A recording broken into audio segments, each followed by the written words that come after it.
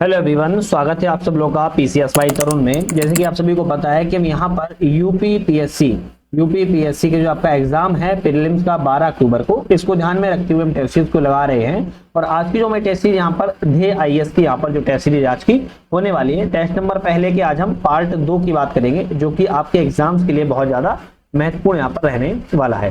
तो part number 2 में हम कहां से क्वेश्चन की बात करना है, 71 क्वेश्चन से बात करना है, क्योंकि हम 70 क्वेश्चन तक हम ऑलरेडी पिछली वीडियो में जो है लगा चुके थे। तो आज का हमारा पहला क्वेश्चन क्या रहेगा उसकी बात करेंगे। अभिकथन और कारण है, इनमें से बताना है कौन सा अभिकथन कारण यहाँ पर सही है। तो बात करें यहाँ पर सही ऑप्शन की, Mount Lewotobi Laki Pacific Ring of Fire का हिस्सा है। जो माउंट लेबोटोबी लॉकी है पैसिफिक रिंग ऑफ फायर का हिस्सा है, तो हम कहेंगे भाई ये सही बात है, आपके रिंग ऑफ फायर का क्या है, हिस्सा है। कारण कहता है कि रिंग ऑफ फायर महासागरीय प्लेट के फैलाव से बनता है। तो भाई बात की जा रही है कि जो रिंग ऑफ फायर है महासागरीय प्लेट के फैलाव से नहीं बनता है, जबकि सबडक्शन, किसके, सबडक्शन यानी कि एक प्लेट के दूसरी प्लेट के नीचे जाने से बनता है। तो रिंग ऑफ फायर की बात की जाए इस तरीके से बनता है। केवल ए ऑप्शन यहाँ पर सही रहेगा, जबकि आर वाला ऑप्शन यहाँ पर जो आपका यहाँ गलत है। नेक्स्ट क्वेश्चन की बात करेंगे। नेक्स्ट क्वेश्चन आता है, निम्नलिखित में से कौन सा ऑप्शन यहाँ पर सही है। तो इन तीनों में से सही ऑप्शन कौन सा है बात करें, अगर हम बात यहाँ पर तीनों ऑप्शन में की जाए, एंडीज पर्वत श्रृंखला विश्व की सबसे लंबी पर्वत श्रृंखला है, बिल्कुल सही है। हम्बोल्ट जो है करंट एक गर्म महासागरीय धारा है। हम्बोल्ट गर्म नहीं है बल्कि ठंडी महासागरीय धारा है। कैसी है, ठंडी महासागरीय धारा है हम्बोल्ट की धारा। तो दूसरा वाला गलत है। एंडीज पर्वत श्रृंखला 7 देशों में फैली हुई है, हम कहेंगे ये भी सही है। पहला और तीसरा ऑप्शन सही रहेगा, तो हम कहेंगे बी वाला करेक्ट है, जबकि आपका दूसरा वाला आपका गलत था। यदि ग्रीनलैंड की सारी बर्फ पिघल जाए तो वैश्विक समुद्र स्तर में कितनी वृद्धि हो सकती है। जो ग्रीनलैंड है, कह रहा है कि ग्रीनलैंड की सारी अगर बर्फ पिघल जाती है वैश्विक समुद्र में कितनी वृद्धि हो जाएगी, तो हम कहेंगे 7.4 मीटर की वृद्धि देखने को मिल सकती है, अगर ग्रीनलैंड की पूरी बर्फ अगर पिघल जाती है तो। नेक्स्ट आता है, कौन सी झील पूरी तरह से संयुक्त राज्य अमेरिका में स्थित है। तो यूएसए में सुप्रिया, ऑन्टेरियो, मिशिगन और इरी में से ऐसी कौन सी झील है पूरी तरीके से आपकी संयुक्त राज्य अमेरिका यूएसए में स्थित है, तो हम कहेंगे लेक मिशिगन। जो आपका मिशिगन झील है पूरी तरीके से ये यूएसए में स्थित है, बाकी आपकी कहां पर है, ये सब आपकी यूएसए कनाडा की सीमा पर है। कहां पर, यूएसए कनाडा की सीमा पर है, जबकि मिशिगन झील आपकी केवल आपकी यूएसए में स्थित है। 1993 से 2010 के बीच पृथ्वी के घूर्णन ध्रुव में लगभग 80 सेंटीमीटर पूर्व की ओर झुकाव हुए विचलन का मुख्य कारण क्या था। 1930 से 2010 के बीच में पृथ्वी का घूर्णन के ध्रुव में 80 सेंटीमीटर पूर्व की ओर झुकाव की ओर विचलन का मुख्य कारण पूछ रहा है क्या है, तो हम कहेंगे भूमिगत जल का अत्यधिक दोहन होना, ये सबसे ज्यादा प्रमुख कारण रहा है। नेक्स्ट क्वेश्चन आता है कि एक तरफ महासागरीय धाराएं हैं और संबंधित रेगिस्तान है, कौन सी धारा जो है किस रेगिस्तान से संबंधित है। जैसे बात करें बेगुला की धारा नाबिब रेगिस्तान संबंधित है, करेक्ट है। हम्बोल्ट की धारा अटेकामा रेगिस्तान संबंधित है, ये भी करेक्ट है। कैलिफोर्निया की धारा हम कहेंगे मोजाम्बिक रेगिस्तान संबंधित है, ये भी सही है। ऑप्शन रहेगा डी वाला, तीनों ही आपके ऑप्शन यहाँ पर जो है बिल्कुल करेक्ट है। नेक्स्ट क्वेश्चन तरफ बढ़ते हैं। निम्नलिखित कथनों पर विचार करें, कौन सा कारक पृथ्वी पर सूर्य तप में विभिन्नता का कारण बनता है। तो पृथ्वी पर सूर्य तप में भिन्नता का कारण कौन सा बनता है, तो हम कहेंगे पृथ्वी का अपनी धुरी पर घूमना प्रमुख कारण रहता है, ठीक है। सूर्य की किरणों का झुकाव का कोण बनना ये भी कारण होता है, दिन की लंबाई का होना ये भी कारण होता है। तो हमारा डी वाला होगा, क्योंकि तीनों ही ऑप्शन आपके यहाँ पर करेक्ट है। नेक्स्ट बात करेंगे, निम्नलिखित में से कौन सा यहाँ पर सही सुमेलित है। संबंधित भू आकृति है और संबंधित है किस चीज से संबंधित है, तो भू आकृति और उसके संबंधित देश की बात करें, संबंधित अपर्दन की बात करें, तो ऑप्शन हमारा केवल पूछ रहा है कौन सा सही है। तो देखते हैं कौन सा सही है। तो अगर हम बात करें टॉर्न झील की, टॉर्न झील नदी अपर्दन संबंधित होती है क्या, तो नहीं, टॉर्न झील आपकी अपर्दन से संबंधित नहीं होती है। दूसरा है लेपीज, लेपीज किससे, भूजल से संबंधित होता है, हाँ बिल्कुल सही है, तो आपका बी वाला तो सही हो जाएगा। पैडी प्लेन ग्लेशियर अपर्दन संबंधित नहीं होता है, पोर्ट होल से भी आपके वायु अपर्दन संबंधित यहाँ पर नहीं होता है। तो ग्लेशियर अपर्दन वाली भूमि को हम सर्क टॉर्न वाली भूमि के रूप में भी जानते हैं। खैर आपका केवल बी वाला ऑप्शन यहाँ पर करेक्ट है। निम्नलिखित में से कौन सी नदियां पूरब की ओर बहने वाली नदियां नहीं है। पूरब की ओर बहने वाली नदियां नहीं है, बात कर रहा है मतलब कि पश्चिम की ओर बहती हुई नदियां हैं। तो ऑप्शन हमारा रहेगा भरतपुजा नदी और आपकी शरावती नदी। ये दोनों नदियां आपकी कहां पर, पूरब की ओर बहने वाली नदियां तो नहीं है, ये आपकी कहां पर बहती है, पश्चिम की ओर बहती हैं बात करें। और जबकि सुवर्ण रेखा नदी और आपकी पलार नदी की बात किया तो ये पूरब की ओर बहने वाली नदियां हैं। तो ऑप्शन हमारा यहाँ पर रहेगा 1 और 2, सी वाला ऑप्शन यहाँ पर सही है। चलिए नेक्स्ट क्वेश्चन देखते हैं। भारतीय नदियां और तदनुरूप राष्ट्रीय उद्यान दिए गए हैं, उनको यहाँ पर कौन सा सुमेलित सही है बात करेंगे। अब बात करें हम लोहित औरंग राष्ट्रीय उद्यान। भाई औरंग राष्ट्रीय उद्यान आपका असम राज्य में है, कहां पर है, असम राज्य में है। लेकिन अगर बात की जाए लोहित नदी पर तो यह नहीं है, लोहित नदी पर नहीं है, यह जो है आपका ब्रह्मपुत्र नदी पर है। कौन सा, ब्रह्मपुत्र नदी पर है, तो पहला वाला गलत है। चंबल राजा जी नहीं, चंबल भी राजा जी में नहीं है। चंबल की राजा जी की बात करें तो उत्तराखंड राज्य में है और आपकी गंगा नदी पर स्थित है। नर्मदा की बात किया तो कान्हा राष्ट्रीय उद्यान, हाँ ये सही है, आपकी मध्य प्रदेश राज्य में। तो ऑप्शन आपका केवल तीसरा वाला सी वाला ऑप्शन यहाँ पर करेक्ट हो जाएगा। चलिए नेक्स्ट बात करेंगे क्वेश्चन की। नेक्स्ट क्वेश्चन आता है, निम्नलिखित कथनों पर विचार करें, यहाँ पर सही कथनों का चयन करें। तो इनमें से कौन से ऑप्शन सही हैं। बाल्टिक सागर को उत्तरी सागर से किल नहर के माध्यम से जोड़ा जाता है। किल नहर आ सकता है या फिर कील नहर भी आ सकता है, दोनों एक ही शब्द हैं। बाल्टिक सागर को उत्तरी सागर से कील नहर के माध्यम से जोड़ा जाता है, बिल्कुल करेक्ट है। WWF ने 2030 तक बाल्टिक सागर के 10% क्षेत्र को स्टैट्यूटरी प्रोटेक्ट क्षेत्र के रूप में घोषित करने का लक्ष्य रखा हुआ है, तो हम कहेंगे हाँ ये भी सही है। नेवा, विस्तुला, ओडर ये तीनों नदियां बाल्टिक सागर में गिरती हैं, तो हम कहेंगे ये भी सही है। ऑप्शन आपका डी वाला रहेगा, 1, 2, 3 ऑप्शन हमारे यहाँ पर जो है बिल्कुल करेक्ट हो जाएंगे। नेक्स्ट बात करेंगे, निम्नलिखित कथनों पर विचार करें। विचार करना है सही इनमें से कौन सा आपका कथन है। आइस शेल्फ समुद्र की सतह पर तैरने वाले बर्फ के टुकड़े होते हैं जो मुख्य रूप से ग्लेशियर से टूटकर बने होते हैं। भाई आइस शेल्फ की बात किया, समुद्र की सतह पर तैरता है लेकिन यह भूमि से महासागर तक फैला होता है, केवल ग्लेशियर से टूटा नहीं होता है, तो हमारा ऑप्शन पहला वाला गलत है। आइसबर्ग का निर्माण तब होता है जब आइस शेल्फ या ग्लेशियर से बड़ा टुकड़ा टूटकर समुद्र में तैरने लगता है, बिल्कुल ठीक है। आइस शीट का आकार 50,000 से लेकर किलोमीटर से अधिक हो सकता है, हम कहेंगे ये भी सही है। ऑप्शन हमारा बी वाला रहेगा, 2 और 3 ऑप्शन हमारे सही हैं। कुमायूं हिमालय के संदर्भ पर विचार करें, कौन सा ऑप्शन सही है। तो किसके बारे में कह रहा है, कुमायूं हिमालय के बारे में विचार करना है। यह पश्चिम में सतलुज नदी से लेकर पूरब में काली नदी तक फैला हुआ है, करेक्ट है। पंचाचूली पर्वतमाला गोरी घाटी से लेकर सुंदर डूडा घाटी के क्षेत्र में पाई जाती है, ये भी सही है। यह क्षेत्र उच्च भूकंपीय और पारिस्थितिक दृष्टि से संवेदनशील माना जाता है, हमारे ऑप्शन तीनों सही है, हमारा ऑप्शन डी वाला यहाँ पर जो है करेक्ट रहेगा।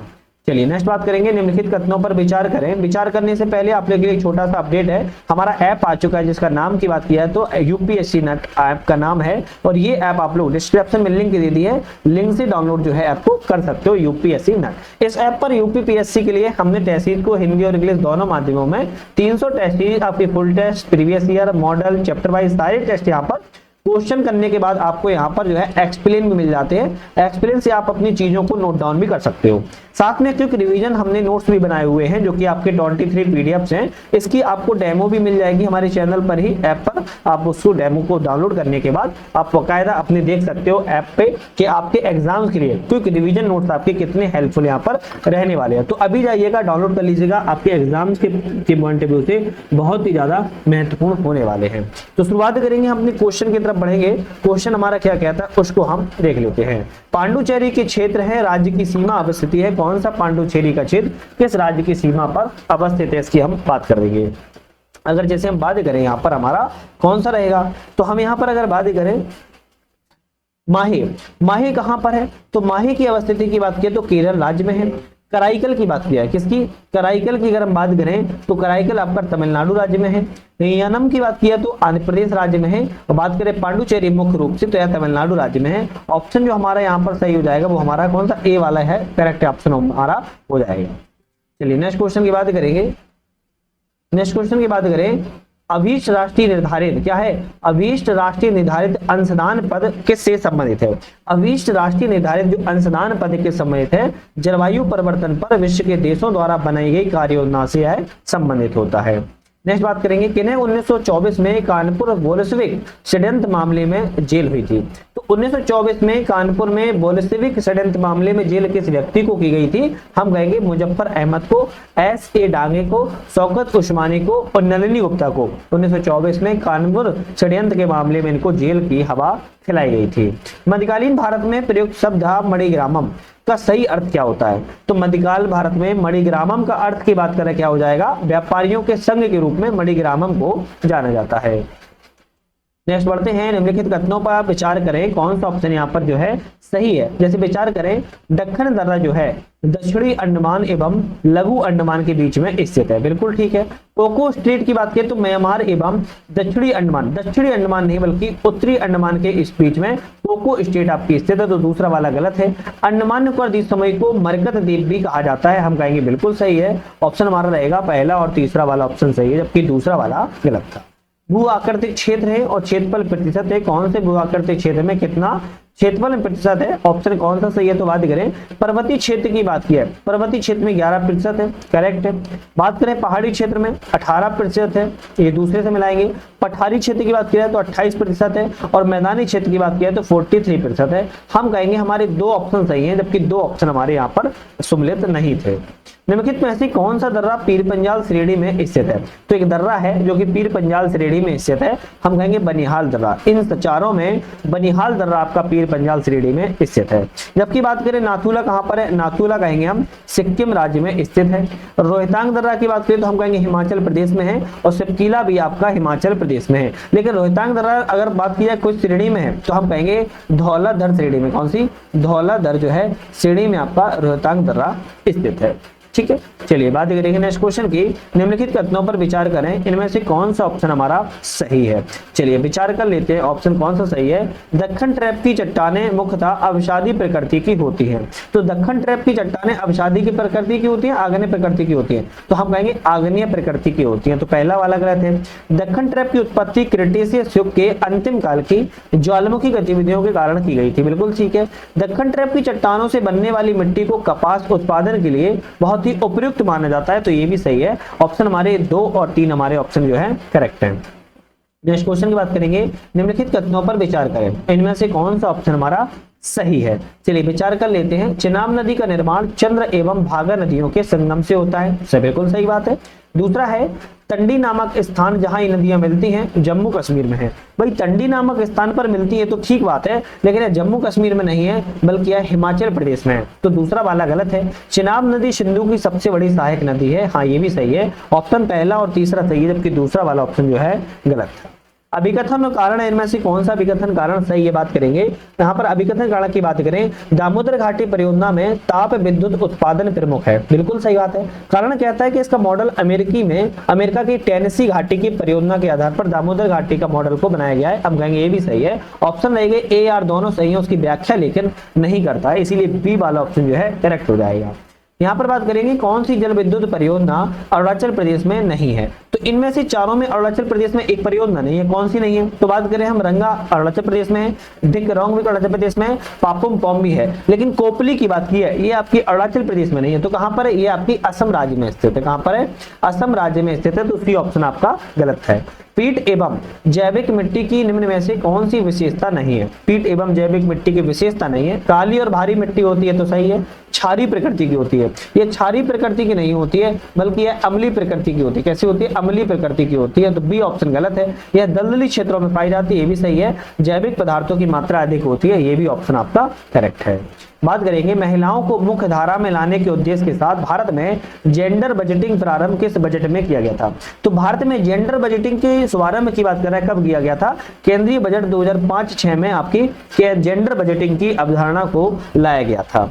हमारा क्वेश्चन आता है 100 वाला, कौन सा एक नगर का प्रतिवेशी आसपास का क्षेत्र कहा जाता है? नगर का प्रतिवेशी आसपास का क्षेत्र कैसे कहा जाता है? तो अमलैंड या फिर हिंटरलैंड दोनों को ही हम कह सकते हैं। ऑप्शन रहेगा ए बी दोनों सही है, सी वाला रहेगा।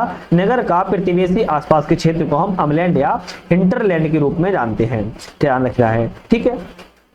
चलिए नेक्स्ट आता है, विश्व के प्रमुख खान क्षेत्र दिए गए हैं, तो इनमें से कौन लोहे अयस्क खनन क्षेत्र से संबंधित है? तो लोहे अयस्क क्षेत्र से कौन सा इन चारों में संबंधित है, इसकी ऑप्शन में बात कर रहा है। जैसे बात करें लैम्बाडोर गर्त आपके लोहे खनन संबंधित है, कारा गांडा बेसिन ये नहीं है संबंधित, सुपिरियर झील लोअर संबंधित है, और टाइम प्राइस झील भी संबंधित है। तो 1 3 4 सही है, हमारा ऑप्शन रहेगा सी वाला 1 3 4 जो है आपकी लोअर एक्स से संबंधित है, ध्यान रखिएगा। ठीक है, और यह कारागांडा कहां पर है, ये रूस में है, और ये किस लिए जानी जाती है, ये कोयला के लिए जानी जाती है, ना कि आपके लोहा के लिए जानी जाती है। मूल अधिकार बाध्योग होते हैं, इसका तात्पर्य क्या है, मूल अधिकार बाध्योग होते हैं, इसका तात्पर्य है इनको लागू करवाने के लिए न्यायालय की शरण में जा सकते हैं, इसलिए इनको बाध्योग की श्रेणी में रखते हैं।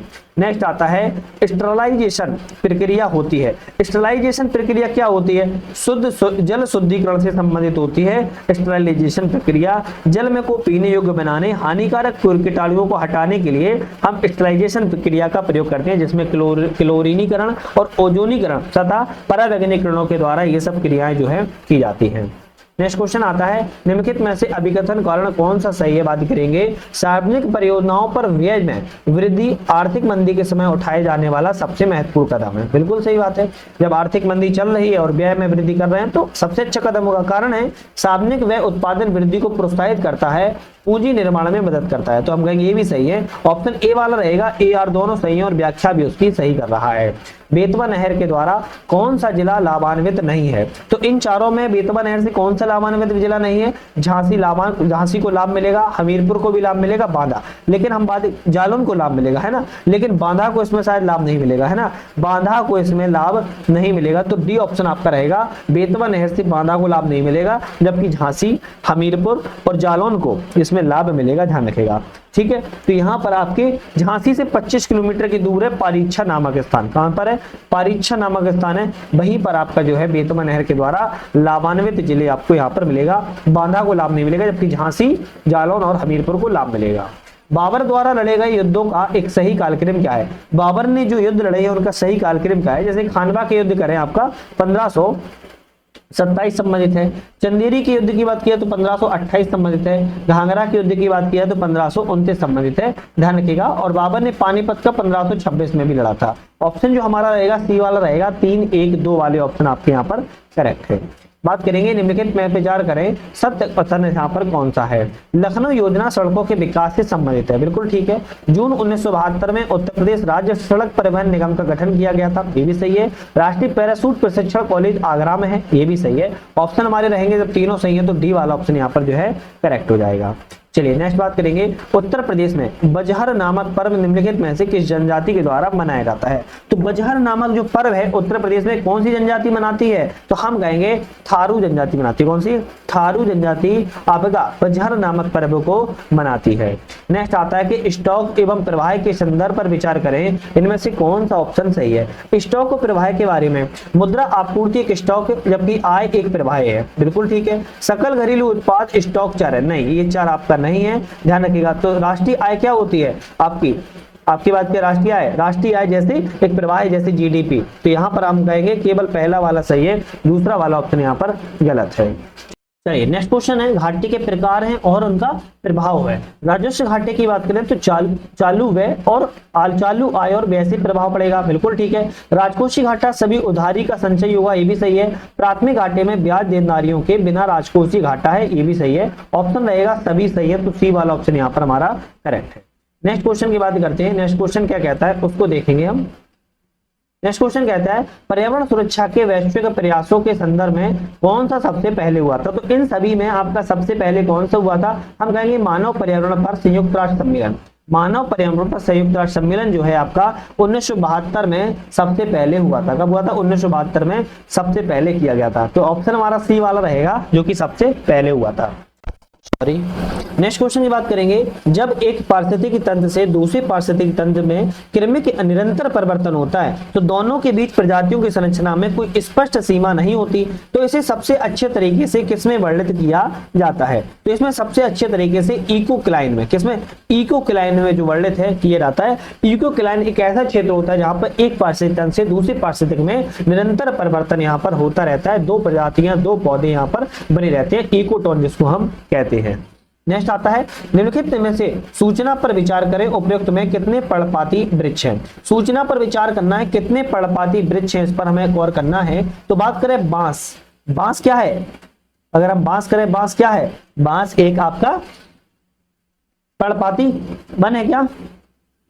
हम कहेंगे बिल्कुल है। सहतूत की बात की है तो हम कहेंगे भाई सहतूत तो नहीं है। क्या है? सहतूत नहीं है। आबनूस की बात की जाए, भाई बांस है और सहतूत है, आबनूस नहीं है। कैसा? आबनूस नहीं है। क्यों? आबनूस आपका सदाबहार वृक्ष है। कैसा है? सदाबहार वृक्ष है आबनूस। जबकि आपकी बात की है बांस और सहतूत आपके पर्णपाती वृक्ष हैं। तो केवल दो ऑप्शन सही हैं, पहला और डी वाला, तीसरा वाला जो ऑप्शन है वो आपका यहाँ पर आबनूस जो है सदाबहार वृक्ष के रूप में जाना जाता है। अभिकथन और कारण की बात करेंगे, कौन सा ऑप्शन यहाँ पर सही है? हीमोग्लोबिन मानव शरीर में ऊतकों तक ऑक्सीजन पहुंचाने के लिए आवश्यक है। बिल्कुल करेक्ट है। हीमोग्लोबिन एक प्रोटीन है जिसमें ऑक्सीजन के प्रति उच्च आकर्षण पाया जाता है। तो हम कहेंगे ये भी सही है। ऑप्शन ए आर दोनों सही है, लेकिन व्याख्या इसमें आपकी बात करें नहीं कर रहा है। बात करेंगे पर्वत है और सर्वोच्च चोटी है, कौन सा यहाँ पर एक बेमेल है, मतलब कि गलत ऑप्शन यहाँ पर कौन सा है? तो कास्केड रेंज आपकी माउंट रेनियर चोटी है। बिल्कुल करेक्ट है। डेक्कन्सबर्ग में थवाना एंटलियाना संबंधित है, ये भी सही है। एपेनिनी में कॉर्नो गेंडे संबंधित, ये भी ठीक है। और रॉकी में बात किया है तो रॉकी में माउंट ब्लैंक नहीं है, आपकी माउंट एल्बर्ट है। कौन सी है? माउंट एल्बर्ट संबंधित है। तो हम कहेंगे आपका ऑप्शन जो है डी वाला आपका यहाँ पर बेमेल था। निम्नलिखित में से किस वर्ष वन जीव संरक्षण अधिनियम 1972 में संशोधन करके संरक्षण आगार और समुदाय आगार को जोड़ा गया था? संरक्षण आगार और समुदाय आगार को कब जोड़ा गया था? तो हम कहेंगे 2002 में जोड़ा गया था। किसमें? 2002 में जोड़ा गया था। निम्नलिखित में से कौन सा भारतमाला परियोजना के अंतर्गत सम्मिलित किया जाता है? तो भारतमाला परियोजना के अंतर्गत किसे किसे शामिल किया जाता है? तो सीमा एवं अंतरराष्ट्रीय संपर्क सड़क को शामिल किया जाता है, तटीय बंदरगाह संपर्क सड़क को शामिल किया जाता है, आर्थिक गलियारा सड़क संपर्क को शामिल किया जाता है, दूरसंचार संपर्क को इसमें शामिल नहीं किया जाता है। 1, 2, 3 ऑप्शन हमारे यहाँ पर सही है। सूची 1 और सूची 2 है, एक तरफ प्रदूषक है और एक दूसरी तरफ प्रभाव है। कौन सा प्रदूषक कैसे संबंधित है? जैसे बात करें हम कैडमियम, कैडमियम की बात करें श्वसन विष से संबंधित है। बेंजीन की बात किया है कैंसर से संबंधित है। कार्बन मोनोऑक्साइड की बात किया है तो दम घोटू गैस संबंधित है। और फ्लोराइड्स की बात किया है तो हरिमिता हीमता संबंधित है। ऑप्शन हमारा यहाँ पर जो है बी वाला यहाँ पर करेक्ट हो जाएगा। नीचे अभिकथन और कारण दिए गए, इनमें से बताना है कौन सा सही है। ऊर्जा प्रवाह एवं पोषक तत्वों के चक्रण में प्राथमिक उत्पाद और अपघटों की विशेष भूमिका होती है। बिल्कुल करेक्ट है। कारण है कि पारिस्थितिक तंत्र के जैविक घटकों में प्रवेश द्वार पर प्राथमिक उत्पाद है और निकास द्वार पर अपघटक पाए जाते हैं। तो हम कहें कारण भी सही है। 1 और 2 यहाँ पर दोनों ही ऑप्शन हमारे करेक्ट हैं। चलिए नेक्स्ट क्वेश्चन की बात करते हैं। निम्नलिखित कथनों पर विचार करें, इनमें से कौन सा ऑप्शन आपका सही है? विचार करते हैं कौन सा सही है। वायु की जलवाष्प धारण करने की क्षमता उसके तापमान से स्वतंत्र होती है। क्या ये सही है? हम कहेंगे भाई गलत लिखा है। वायु की जलवाष्प धारण करने की क्षमता उसके तापमान पर निर्भर करती है ना, निर्भर करती है। पृथ्वी की सतह पर प्रत्येक स्थान पर पूर्ण आर्द्रता भिन्न भिन्न होती है। हम कहेंगे हाँ बिल्कुल बात सही है। तो पूर्ण आर्द्रता भिन्न भिन्न होती है, केवल दूसरा वाला ऑप्शन यहाँ पर सही है। किस गैस को वैश्विक तापन में योगदान देने वाली ग्रीन हाउस गैस माना जाता है? तो वैश्विक तापन में ग्रीन हाउस गैस किस किस का योगदान माना जाता है? तो हम कहेंगे कार्बन डाइऑक्साइड का, मीथेन का, नाइट्रस ऑक्साइड का, क्लोरोफ्लोरोकार्बन का। ऑप्शन डी वाला रहेगा। 1, 2, 3 चारों ही गैसों को माना जाता है। नेक्स्ट बात करेंगे, निम्नलिखित देशों पर विचार करें। कितने देश कांगो लोकतांत्रिक गणराज्य DRC के भूमि को साझा करते हैं? तो यहाँ पर कितने देश करते हैं? केंद्रीय अफ्रीकी गणराज्य, दक्षिणी सूडान, तंजानिया और जाम्बिया, चारों ही देश आपके करते हैं। ऑप्शन हमारा डी वाला रहेगा। सभी चारों ऑप्शन हमारे सही है। अब मैप रख के बैठो, इसमें तो है ना थोड़ा सा। निम्नलिखित इकाइयों पर विचार करें। कितनी इकाइयां जैविक संदूषक हो सकती हैं? जैविक संदूषक की बात करें कितनी इकाइयां हो सकती हैं? तो हम कहेंगे जीवाणु, कवक, पराग और माइट, चारों ही आपके यहाँ पर इकाइयां हो सकती हैं। ऑप्शन इसमें भी डी रहेगा। चारों ऑप्शन इसमें भी हमारे यहाँ पर करेक्ट है। नेक्स्ट बात करेंगे, निम्नलिखित युग्मों पर विचार करें। लेंस दर्पण हैं और उनके उपयोग हैं। अवतल लेंस की बात करें दरवाजे में जासूसी छेद के लिए किया जाता है, बिल्कुल ठीक है। उत्तल लेंस की बात करें आवर्धक कांच के लिए किया जाता है, ये भी सही है। अवतल दर्पण की बात किया है सौर भट्टी में किया जाता है, ये भी सही है। उत्तल दर्पण की बात किया तो पश्च दृश्य दर्पण के लिए जाता है, ये भी सही है। ऑप्शन डी वाला रहेगा। सभी चारों ऑप्शन यहाँ पर भी करेक्ट है, बिल्कुल ध्यान रखिएगा। चलिए नेक्स्ट आता है, भारतीय संविधान को जीवित दस्तावेज कहे जाने का मुख्य कारण क्या हो सकता है? भारतीय संविधान को जीवित दस्तावेज क्या क्यों जाता है? इसकी बदलती परिस्थितियों के अनुरूप संशोधित करने और विकसित करने के लिए इसको जीवित दस्तावेज के रूप में जाना जाता है। समय के अनुसार इसमें परिवर्तन होना जीवित दस्तावेज के रूप में जाना जाता है।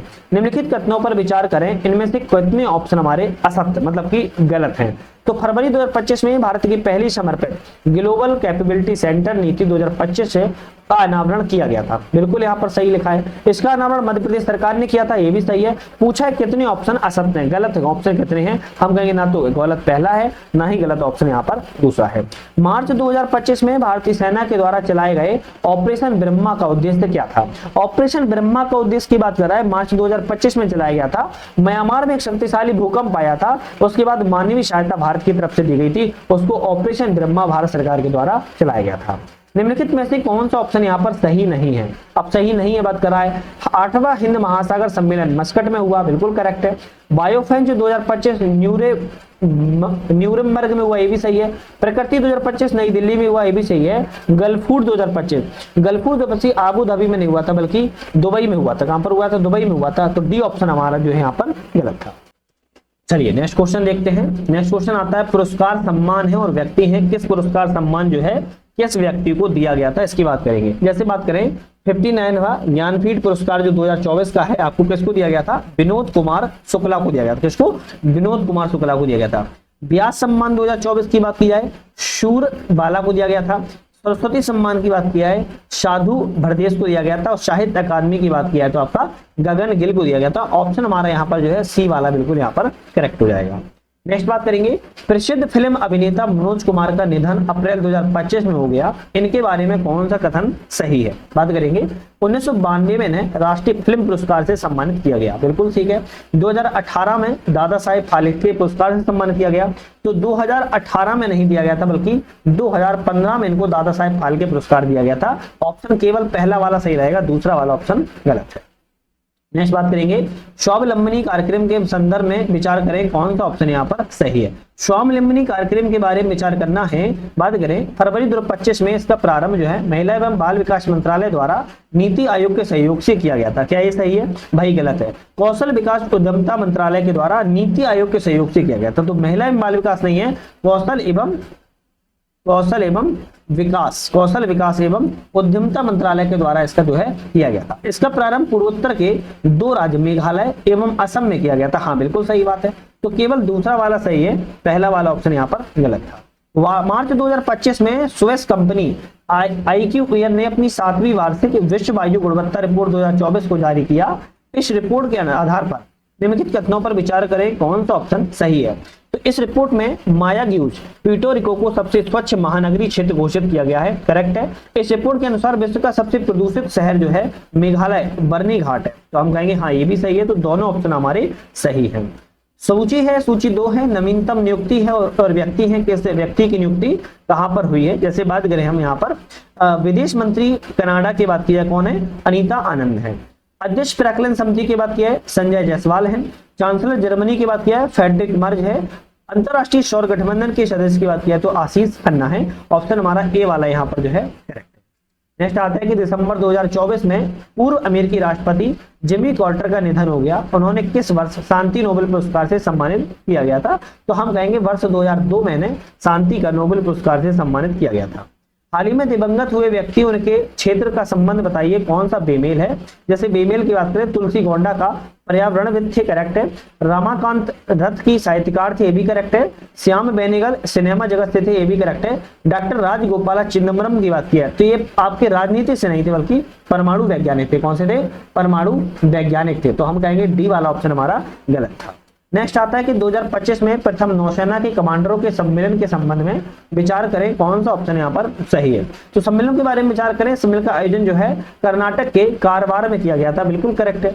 प्रधानमंत्री नरेंद्र मोदी ने सम्मेलन का उद्घाटन किया था, तो भाई साहब गलत है। यहाँ पर जो है आपके रक्षा मंत्री राजनाथ सिंह के द्वारा उद्घाटन किया गया था। ऑप्शन हमारा केवल डी ए वाला ऑप्शन सही है।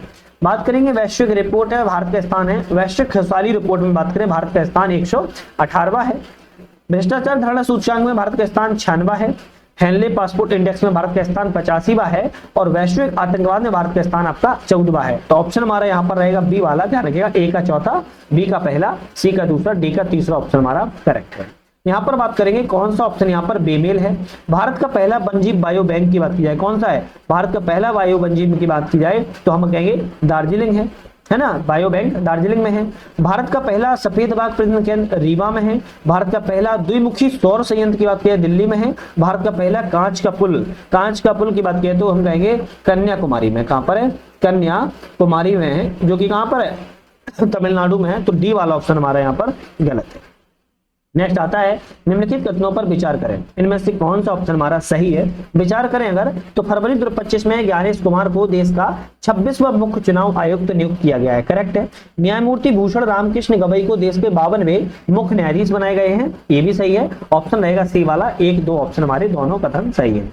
140 नंबर क्वेश्चन आता है, अभिकथन कारण है। संयुक्त राष्ट्र सांख्यिकी आयोग के द्वारा सतत विकास लक्ष्यों की दिशा में प्रगति को ट्रैक करने के लिए नया संकेतक न्यूनतम आहार विविधता को स्वीकार किया गया। क्या ये सही है? हाँ बिल्कुल ठीक है। इसका उद्देश्य वर्ष 2028 तक शून्य भुखमरी को प्राप्त करना है। तो शून्य भुखमरी को 2028 तक नहीं प्राप्त करना, बल्कि 2030 तक प्राप्त करना है। कारण हमारा गलत है, जबकि हमारा ऑप्शन सी वाला, ए वाला जो सही है, जबकि कारण ऑप्शन हमारा गलत है। नेक्स्ट बात करेंगे क्वेश्चन की, निम्नलिखित में से कौन विश्व रिपोर्ट श्रृंखला प्रकाशित करता है? विश्व रिपोर्ट श्रृंखला कौन प्रकाशित करता है? तो हम बात करें अंतरराष्ट्रीय सौर गठबंधन। कौन करता है? अंतरराष्ट्रीय सौर गठबंधन आपकी विश्व सौर आपकी श्रृंखला के माध्यम से रिपोर्ट को जारी करता है। भारत में आयात पर निम्नलिखित में से कौन से कर जो है लगाए जाते हैं? कर मतलब टैक्स जो है लगाए जाते हैं। तो भारत में आयात पर बात करें कौन से कर लगाए जाएंगे? तो एक तो आपका सीमा शुल्क लगाया जाएगा, दूसरा आपका एकीकृत माल सेवा कर IGST लगाया जाएगा। तो 1 और 2 ऑप्शन हमारे सही हैं। हम कहेंगे आपके 2 ऑप्शन हमारे सी वाला करेक्ट हो जाएगा। हाल ही में किस देश के द्वारा पर्यावरणीय स्थिरता में योगदान देने वाले व्यक्तियों को 10 साल रेजिडेंस का प्रदान करने के लिए ब्लू वीजा प्रणाली के पहला चरण पेश किया गया है? तो किसके द्वारा? हम कहेंगे UAE के द्वारा। किसके? UAE के द्वारा यहाँ पर जो शुरुआत है वो ब्लू वीजा प्रणाली की शुरुआत को किया गया है। ऑपरेशन अभियान है संबंध देश है। इंद्र 2025 की बात करें, भारत रूस के बीच में होता है। श्रीलैक्स की बात किया है, भारत श्रीलंका के बीच में होता है। खंजर की बात की है, खंजर भारत किर्गिस्तान के बीच में होता है। सूर्य किरण आपके भारत नेपाल के बीच में होता है। आपको याद कर लेना है। नेक्स्ट बात करेंगे, फरवरी 2025 में भारतीय बीमा नियामक विकास प्राधिकरण IRDA के द्वारा बीमा अधिनियम 1938 की समीक्षा के लिए किस निम्नलिखित में से किस समिति का गठन किया गया है? तो दिनेश खारा समिति का जो गठन है यहाँ पर किया गया है। नेक्स्ट बात करेंगे इलेक्ट्रिक टोस्टर। क्या है? इलेक्ट्रिक टोस्टर, इलेक्ट्रिक केतली, इलेक्ट्रिक फ्यूज के पीछे का तंत्र किस पर आधारित होता है? तो यहाँ पर जो तंत्र है वो आप कहेंगे जूल का तापमान नियम पर आधारित होता है। नेक्स्ट बात करेंगे कराधान प्रणाली के संदर्भ पर विचार करें, किसे पेंगोवियन कर माना जाता है? तो पेंगोवियन कर किसे माना जाता है कराधान प्रणाली के रूप में? तो हम कहेंगे कार्बन उत्सर्जन कर को माना जाता है। विलास की वस्तुओं को नहीं माना जाता है। तंबाकू शराब की हानिकारक वस्तुओं को माना जाता है। ऑप्शन हमारा तीसरा वाला 1 और सी यहाँ पर सही है। कौन से भौतिक रूप से मरुस्थल क्षेत्रों में वायु अपर्दन प्रक्रिया निर्मित होते हैं? तो मरुस्थल क्षेत्रों में वायु अपर्दन की प्रक्रिया किससे होती है? तो हम कहेंगे एक तो आपके रॉक पेडिस्टल से होते हैं, दूसरा यारदांग से होते हैं, तीसरा द्वीपीय पर्वत से होते हैं, मैसा से नहीं होते हैं। ऑप्शन 1, 2, 4 हमारे यहाँ पर करेक्ट हो जाएंगे। चलिए नेक्स्ट बात करते हैं, निम्नलिखित कथनों पर विचार करें, कौन से ऑप्शन हमारे सत्य हैं? विचार करें, अप्रैल 2025 में लघु कहानी संग्रह हार्ट लैम्प को अंतरराष्ट्रीय बुकर पुरस्कार शॉर्ट लिस्ट में दिया गया है। करेक्ट है।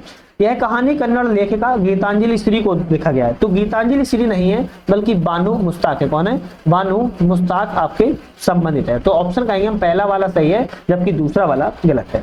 लास्ट का आज के बाद अंतिम क्वेश्चन होगा, इस हाल ही में गठित समिति आयोग के उनके कार्यों का बेमेल बताइए कौन सा है? भरत खेड़ा समिति मोबाइल इलेक्ट्रॉनिक सुधार से संबंधित है, बिल्कुल करेक्ट है। बैजयंत पांडा समिति आयकर विधेयक संबंधित से, ये भी ठीक है।